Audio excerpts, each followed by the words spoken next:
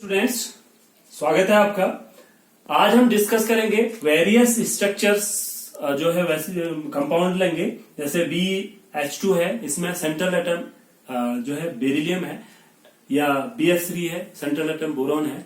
तो ईच जो हमारे पास एग्जांपल है उनका मैं सेंट्रल एटम का हाइब्रिडाइजेशन कैसे निकालेंगे वो हम देखेंगे। अब आपको दो चीज करना है। अगर आप BSc, MSc, ग्रेजुएशन या पोस्ट ग्रेजुएशन के स्टूडेंट हैं तो आप क्या करिए, मेरे PPTs को फॉलो करिए। वहां पर मेरे लिए तो वो थोड़ा ज्यादा कठिन काम है, लेकिन आपके लिए मैं इजी जो है ये कोशिश कर रहा हूं। आप क्या करोगे, इस टॉपिक को आप जो है फॉलो करेंगे तो वहां पर आपको स्लाइड में मैं हर चीज लिखे रहता हूं, कॉन्सेप्ट लिखे रहता हूं। तो आप हर एक स्लाइड का स्क्रीनशॉट लेके अपने नोट्स बना सकते हैं। वहां पर आपको क्या करना होता है, डिटेल में आंसर देना पड़ता है। तो वहां पर मैं क्या डिस्कस करूंगा, सीधे से जो है अलग जो थ्योरीज होती हैं, जैसे फॉर एग्जांपल मैंने हाइब्रिडाइजेशन में आपको वहां पर बताया है कि ओरिजिन ऑफ हाइब्रिडाइजेशन कैसे है, कैसे ऑर्बिटल जो है इंटरेक्ट करता है, एनर्जी का रिडिस्ट्रीब्यूशन कैसे होता है। ये फुल डिटेल अगर आपने देखा है तो आपको पता होगा मैंने कैसे उसको अच्छे से एक्सप्लेन किया है। तो वहां से आप नोट्स आपके पूरे बन जाते हैं। अगर आप कॉम्पिटिटिव एग्जाम की तैयारी करते हैं तो वहां पर आपको क्या करना पड़ता है, कॉन्सेप्ट की जरूरत पड़ती है, और अलग अलग एग्जाम्पल को आप फास्ट जो है करने के लिए आपको प्रैक्टिस करनी पड़ती है। तो मैं क्या करूंगा, हर एक टॉपिक का पहले जो है PPT बनाएंगे। तो वहां से आप क्या करेंगे, कॉन्सेप्ट को देखेंगे, फिर उन कॉन्सेप्ट्स को हम क्या करेंगे, प्रैक्टिस करेंगे, उस समय अप्लाई करेंगे। तो जहां पर नीड होगी मैं वो कॉन्सेप्ट ऐड करने होंगे, यहां पर शॉर्ट ट्रिक्स के लिए वो मैं कॉन्सेप्ट ही ऐड करूंगा। मैं फॉर्मूलेज या जो है फॉर्मूलेज जो है यूज करते हैं। अगर आपको मतलब कॉन्सेप्ट के थ्रू जाते हैं तो मेरा जो मानना है कि कॉन्सेप्ट जो है लाइफ लॉन्ग रहते हैं, तो उनको लेके आपको तैयारी करना चाहिए। तो अगर आप अभी ग्रेजुएशन में ज्वाइन किए हैं तो हाइब्रिडाइजेशन को सीख रहे हैं, तो यहाँ से लेके आप CSR, EEE या आप कोई भी कॉम्पिटिटिव एग्जाम की तैयारी कर रहे हैं तो आप कॉन्सेप्ट के थ्रू जाएंगे तो आप एग्जाम में क्वेश्चन को गलत नहीं करेंगे। आइए हम देखते हैं कैसे हम यहाँ पर, अगर आप लेफ्ट टू राइट जाते हैं फ्रॉम लिथियम टू नियॉन, तो आपको पता है इसका जो इलेक्ट्रॉनिक विन्यास होता है 1s2 2s 2p। कहने का मतलब है 2s में एक इलेक्ट्रॉन यहां पर होगा, देन इसके बाद यहां पर 2, फिर p पे ऐड होता चला जाएगा। तो इसके बेस पे, हाइब्रिडाइजेशन के बेस पे मैंने बताया है आपको कि बेरिलियम जो है 2 बॉन्ड बनाता है, बोरॉन 3 बॉन्ड बनाता है, कार्बन 4 बनाता है, देन नाइट्रोजन 3, ऑक्सीजन 2, ये 1, फिर 0।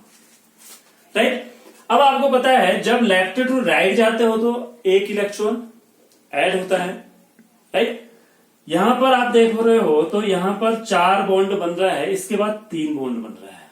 राइट। तो बॉन्ड बनाने के लिए क्या करता है, कोई भी जो एटम होता है एक इलेक्ट्रॉन को शेयर करता है।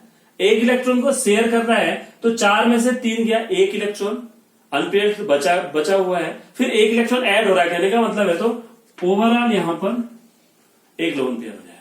इसी तरीके से यहां पर 2 बॉन्ड की पॉसिबिलिटी, तो यहां पर इस तरीके से 2 लोन पेयर, यहां पर 3 लोन पेयर, यहां पर 4 लोन पेयर। 4 लोन पेयर कैसे, 2s2 2p6।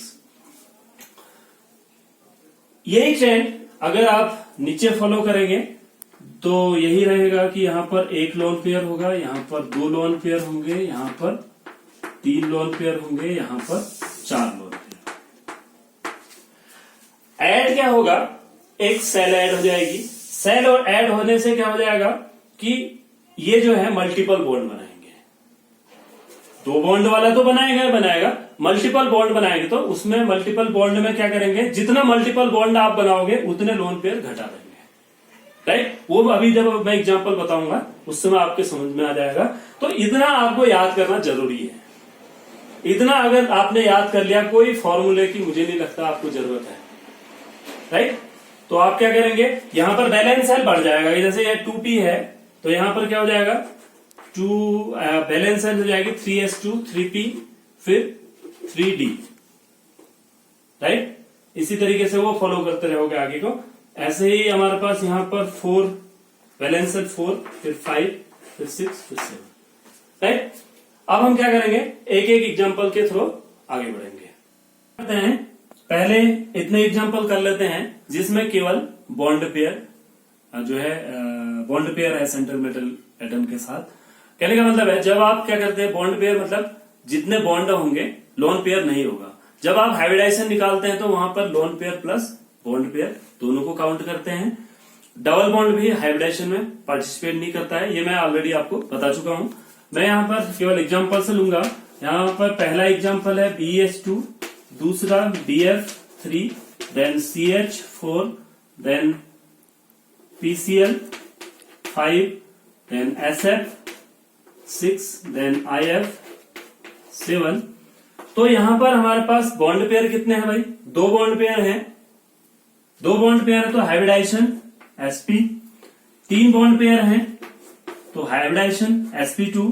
4 bond pair C, 4 hydrogen है तो 4 बॉन्ड पेयर, तो यहां पर हो जाएगा sp3।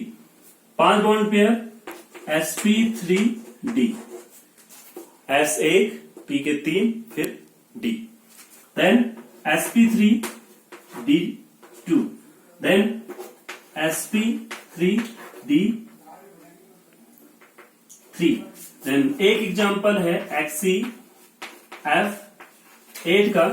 ये जो रिसर्चर हैं वो इसको बनाने की कोशिश करें, अगर रिसर्चर भी देख रहे हैं वीडियो को तो XCF8 को बनाने की कोशिश करें। इसका वैसे अभी ये मौजूद नहीं है लेकिन इसमें हाइब्रिडाइजेशन पॉसिबल है sp3d4। हम क्या करेंगे, जहां पर लोन पेयर और बॉन्ड पेयर दोनों होगा उस केस में कैसे हाइब्रिडाइजेशन होगा, ये हमारे पास एग्जांपल है।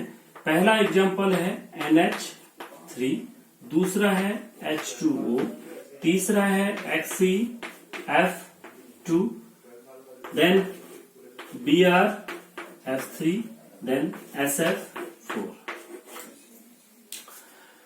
अब मैंने पहले बताया नाइट्रोजन कितना बॉन्ड बनाता है, 3 बॉन्ड बनाता है और 1 लोन पेयर की कंडीशन में है, तो ये सीधे ही 3 बॉन्ड प्लस 1 लोन पेयर, तो lone pair plus bond pair is equal to कितना हो गया 4, कहने का मतलब 1 plus 3 is equal to 4, hybridization sp3। इसी प्रकार से यहां पर ऑक्सीजन के पास अभी हमने डिस्कस किया था 2 लोन पेयर होता है, 2 lone pair 2 plus bond pair 2 is equal to 4, hybridization sp3। इसी प्रकार से XCF2 के केस में हमने देखा जो इनर्ट गैसेज हैं उनके पास कितना होते हैं, जनरली 4 लोन पेयर, अभी बताया था मैंने। अब यहां पर XCF2 के केस में क्या है कि ये जो है हमारे पास, क्योंकि इसके पास d ऑर्बिटल भी है, सेकंड नहीं, नियॉन के पास तो d ऑर्बिटल है नहीं, वो तो 0 ही होगा, लेकिन इसके बाद मल्टीपल बॉन्ड्स नीचे बनाने लग जाता है कि Xc केस में d ऑर्बिटल भी इसके पास होता है, तो p के ऑर्बिटल, p का इलेक्ट्रॉन एक्साइट होके d पे चला जाता है, तो क्या होगा भाई, एक जो लोन पेयर है वो एक्साइट हुआ, राइट, 3 में से एक बॉन्ड में पार्टिसिपेट कर दिया, तो यहां पर लोन पेयर कितने बच जाएंगे, सिंपली 3, 1 2 3, बॉन्ड पेयर 1 तो हो जाएगा। अब इस केस में क्या है, टोटल कितना हो जाएगा, lone pair 3 plus bond pair 2, total कितना आ गया 5। 5 के लिए क्या होता है, अभी पढ़ा था हमने sp3d, BrF3। BrF3 के केस में अब आपने अभी देखा था कि Br के जो वैलेंस सेल में अगर नॉर्मली अगर एक बॉन्ड बनाए तो कितना लोन पेयर होता है, 3, राइट। तो यहां पर क्या होगा, यहां पर जो है एक बॉन्ड और बन रहा है, मतलब 3 बॉन्ड बन रहे हैं, एक के बदले 3 बन रहे हैं, तो एक लोन पेयर घट जाएगा, तो ये हो जाएगा 1 2 2 lone pair, 2 lone pair plus 3 bond pair, total 5 hybridization sp3d। Simple है। ऐसे ही SF4 के केस में, SF4 किसके ग्रुप में आ रहा है? H2O के। लोन पेयर कितने? 2 होने चाहिए, लेकिन बॉन्ड बन रहा है, बॉन्ड की कंडीशन कितनी है? 2 बनाता है, टोटल 4 बॉन्ड बन रहे हैं, तो लोन पेयर कितना बच गया? 1 बच गया, राइट। तो यहां से lone pair 1 lone pair plus 4 bond pair, 4 bond pair is equal to 5। तो हाइब्रिडाइजेशन यहां पर भी हो जाएगा sp3d। ICl2 निगेटिव का एग्जांपल, इसमें I का जो है हाइब्रिडाइजेशन कैसे होगा? ICl2 निगेटिव को अगर देखो तो जो है I के पास वैसे जो होते हैं, कौन सा है? हेलोजन है। तो पहले क्या बोला गया हमने? 3 लोन पेयर होता है, तो 2 बॉन्ड बना रहा है, तो ये निगेटिव जो है हमारे पास D, क्योंकि वैसे तो जो हेलोजेंस अगर F की बात करें तो क्या होता है? एक ही बॉन्ड बनाता है।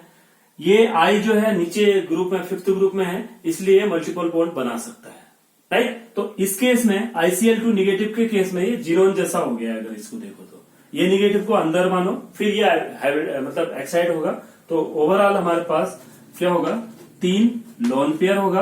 कैसे होगा? अगर आप डिटेल जानना चाहते हैं तो आप जो पहले मैंने पीपीटी बना रहे वहां जाके आप देख सकते हैं। यहां पर मैं केवल जो है कैसे होगा? 3 lone pair plus 2 bond pair is equal to 5। ये हो गया sp3 डिहाइड्रेशन।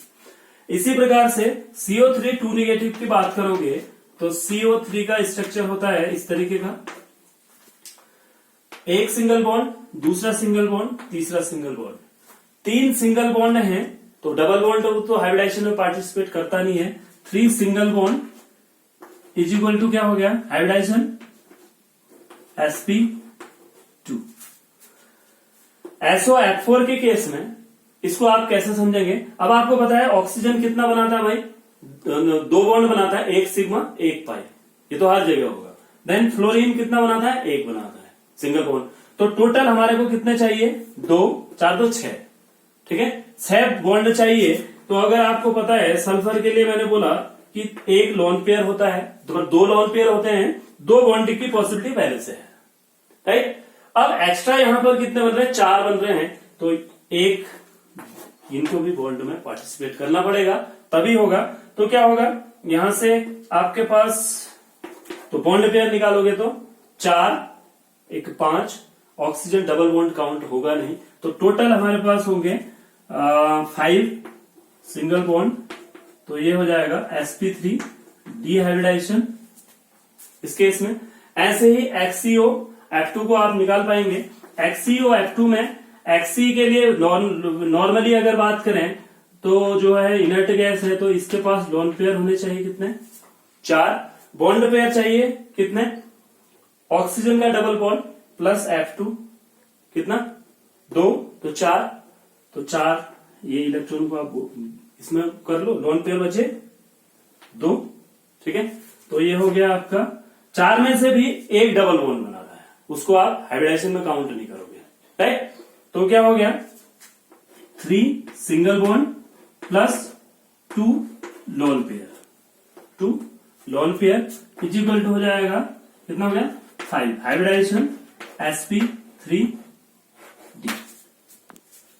सिंपल है, कोई फॉर्मूला नहीं, कुछ नहीं, कॉन्सेप्ट एक ही कॉन्सेप्ट है, हर जगह फॉलो हो रहा है। XCF6 में हाइब्रिडाइजेशन कैसे निकालोगे आप? सिंपल, शुरू में जो मैंने बताया है वो कहीं पर भी आप फॉलो करो, कोई कंफ्यूजन नहीं आएगा। Xc के वैलेंस शेल में 8 इलेक्ट्रॉन, बॉन्ड कितने बनाने हैं? 6, 1 2 3 4 5 6, 6 बॉन्ड पेयर, 1 लोन पेयर बच गया, 1 लोन पेयर, टोटल हो गया 7, हाइब्रिडाइजेशन हो गया sp3d3। इसके बाद XCO F4 में भी क्या होगा? हमारे को कितना बनाना है? 2 ऑक्सीजन के लिए बॉन्ड, और इसके लिए हमारे पास 4 4 2 6, 4 2 6, ठीक है। तो लेकिन यहां पर आपको ध्यान देना है कि ऑक्सीजन एक डबल बॉन्ड बनाता है, तो यहां पर 6 की जगह बॉन्ड सिग्मा बॉन्ड हो जाएंगे। बॉन्ड पेयर जो है इधर सिग्मा का यूज कर लो, 5 sigma bond plus 1 lone pair is equal to 6 हो गया। हाइब्रिडाइजेशन हो जाएगा sp3d2। इजी है। देन HCO2F2, इस केस में 2 दूनी 4 बॉन्ड प्लस 4 2 6, ठीक है, 6 बॉन्ड है। तो फिर से इसी में आप देखो 6 बॉन्ड, लेकिन इसमें आपको क्या करोगे, 2 बॉन्ड को पार्टिसिपेट कराओगे, किसमें, पाई बॉन्ड में। तो हमारे पास सिंगल बॉन्ड कितना हो गया, 2 2 4 4 sigma bond plus 1 lone pair, total 5। Hybridization हो जाएगा sp3d, राइट। देन हमारे पास दूसरा आता है HCO3। HCO3 के केस में फिर से क्या होगा, हमारे पास 3 दूनी 6, तो 6 बॉन्ड इधर बनेंगे, उसमें से 3 जो है पाई बॉन्ड में पार्टिसिपेट करेंगे, तो सिंगल बॉन्ड कितने हो गए, 3 single bond plus 1 lone pair is equal to हो जाएगा हमारे पास ये केस हो जाएगा आपका 1 lone pair plus 3 bond pair sp3 यानी 4 sp3। देन आते हैं हम HCO4। HCO4 में हमारे पास कितने, 2 4 मतलब 4 दूनी 8, 4 सिंगल बॉन्ड 4 पाई बॉन्ड, तो ये पूरे का पूरा लोन पेयर खत्म। 4 सिंगल बॉन्ड, तो hybridize 4 single bond hybridization sp3, right. तो इतने से एग्जाम्पल मैं करा चुका हूं। नेक्स्ट वीडियो में अदर एग्जाम्पल्स और जो कॉम्प्लिकेटेड एग्जाम्पल है उसके लिए आपका स्वागत है। Thank you very much, bye, see you, take care.